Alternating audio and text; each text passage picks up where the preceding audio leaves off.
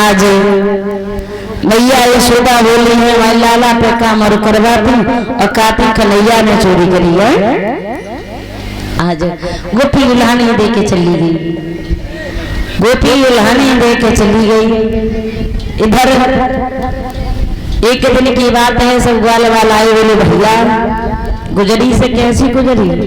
बोले अब तो संगना राखूंगो हैं, तू तो अकेले छोड़ के भाजे आओ, अब तो बिल्कुल संगना राख। मनसुबा बोलो संगना राखो तो बहुत पछतावा।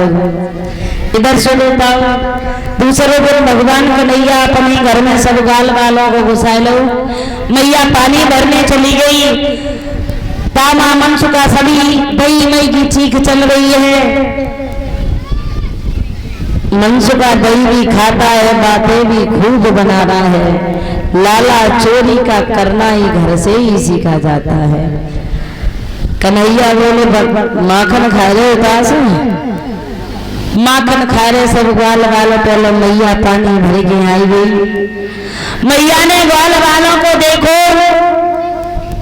लकुटिया हाथ में ली, सब तो भाग गए। मनसुका और कन्हैया पकड़ में आ गए।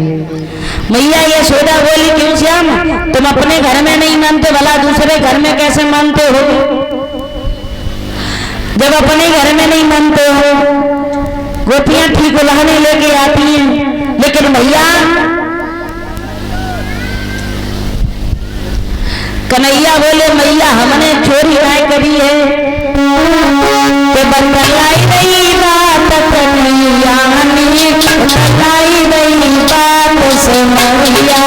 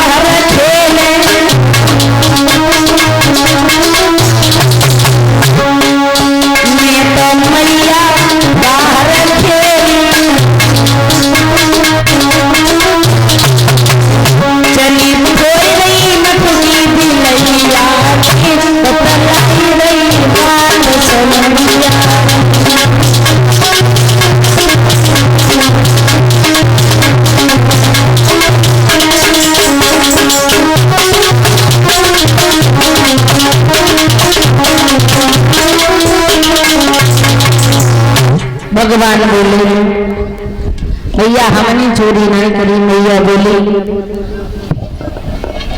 आज हम तुम्हें छोड़ेंगे नहीं, आज हम तुम्हें बांधेंगे जरूर। रस्सी ले आई कन्हैया को मैया यशोदा बांधने लगी। कन्हैया की कलाई में गांठ नहीं लग पा रही है। सारे मोहल्ला की रस्सी ले गई, फिर भी कन्हैया की कलाई में गांठ नहीं लग पाई। मैया दुखी हो गई। मैया कहने लगी, अरे कन्हैया तू कैसे बंधेगा? मैया को हैरान, देखो कन्हैया आप ही बंध गए। मनसुखा से कहिए, केवल मनसुखा कन्हैया को चोरी सिखाता है।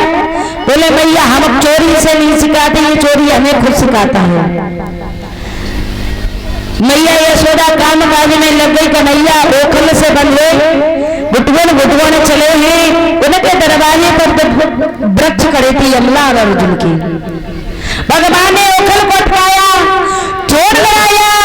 जैसे ही जोड़ लगाया है दोनों वृक्ष धड़ाम सीना जमीन पर गिरे। उन वृक्षों में से दो पुरुष प्रकट हुए। वो दोनों कौन थे?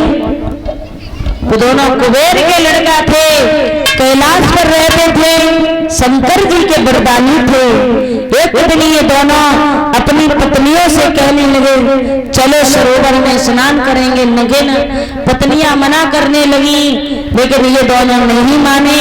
पत्नियों के साथ सरोवर में नगेन स्नान कर रही। तब तक देव ऋषि नारद का आना हुआ। देव ऋषि नारद का आना हुआ। देव ऋषि नारद को देख पत्नियों ने तो शरीर ढक लिए, लेकिन ये दोनों यूं खड़े रहे।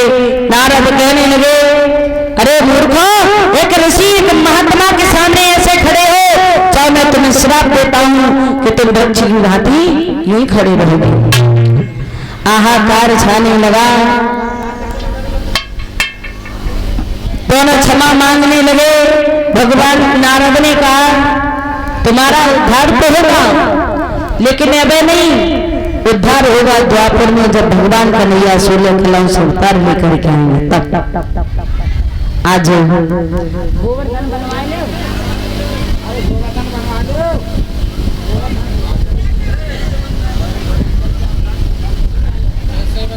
तो कई गोबर ले आओ, कभी बना दिए।